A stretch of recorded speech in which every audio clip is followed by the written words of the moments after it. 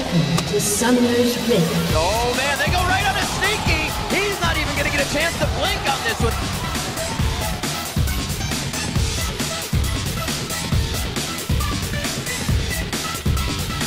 There's a counter game coming. Do they have a pink ward? They have two pink wards to be used in this.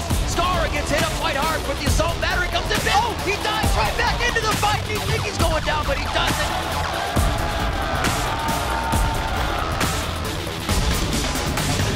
Nice come through as well. This fight's gonna be really close, but in the end, he gets the flash away. Zion winning the 1v1, 2 levels down.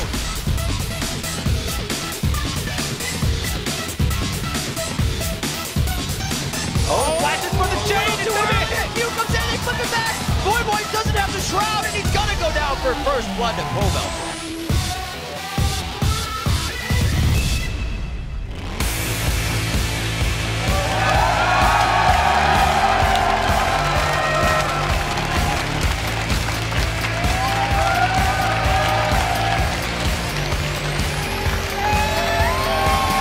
Welcome to Day 3, Week 8 of the North American League Championship Series. We've got a pumped-up audience here in our Los Angeles studios for our final day of Super Week action. Hey everyone, I'm David Freak Turley, and with me is Mr. Double Buff himself, Joshua Jatleesman. Thank you, Freak. I don't really know what you're implying there, but I'll take it. It's your blue shirt and your red blood. Double buff. Sweet. Why not? And he's really strong.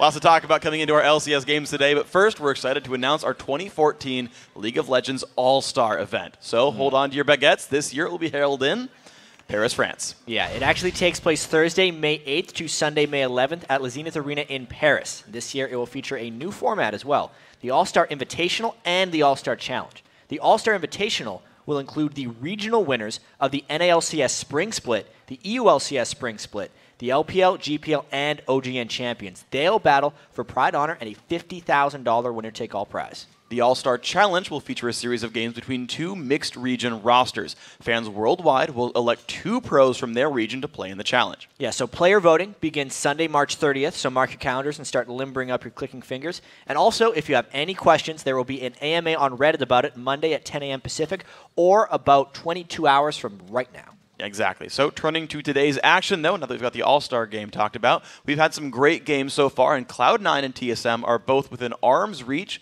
of ending Super Week with a perfect 4-0 record. 2 teams have never made it through the same Super Week unscathed in North America before, but now these 2 teams might be the first to do it. Yeah, so they've both been playing really well, Freak. In the case of TSM, without their regular mid laner Bjergsen, it's been even more impressive. And then for Cloud9, they have to jump a big hurdle when they face off against COG. That should be a really interesting match. COG is actually coming off their first loss in 6 games, and they'll be chomping at the bit to get back after that quick loss they had yesterday. We'll see if they can do it. COG, though, wasn't the only team to succumb to the Super Week pressure, though. Coast are in danger of going 0-4 this time around. Yeah, what happened to Coast? Because they had been flying up in the standings before Super Week, but they've hit some tough competition. And today's not going to be any different, you know. They have to face off against CLG in just our second game of the day. So tough one for them. But, you know, why let us tell you about the action when there's replays that do so much better than we can? Let's take a look at the highlights you've been buzzing about with hashtag LCS Big Plays. At Showpatch Laws, it's double lift the god, flashed the cocoon, and got the kill. From TSM versus CLG, here's your number 3. Everybody's just missing a little bit on each engagement. Coming back in, double lift flashes the finding. Condemn against the wall. One more shot, and he gets the long-range snipe onto Reginald. Big play by double lift. Damn, we even said it was a big play right when it happened. I had no idea that it was going to be coming up here, but it was a nice move by double lift. Probably the highlight of CLG's game there in the short victory defeat they had. Yeah, a couple other rough spots. Yeah, also another one, Sporadic said, wild special, pressing the God Mode button in the bot lane. From TSM for CG, here's your number 2. If he uses the Pantheon Stun, that's a guaranteed charm into full Ahri combo. Well, there's a push in towards Yellow Pete. And look at Specials, switches, targets, and stuns Krepo instead. What a nice play. Down to 200 health. Ignite is on. Will Krepo go down? They're trying. Yellow Pete supporting as best he can. First blood goes to his Special. Yellow Pete in the middle of the enemy team. He's still chasing down on Wild Turtle. The barrier is still up, though, for the TSM AD carry. Yellow Pete has flash, has barrier. Oh, the double!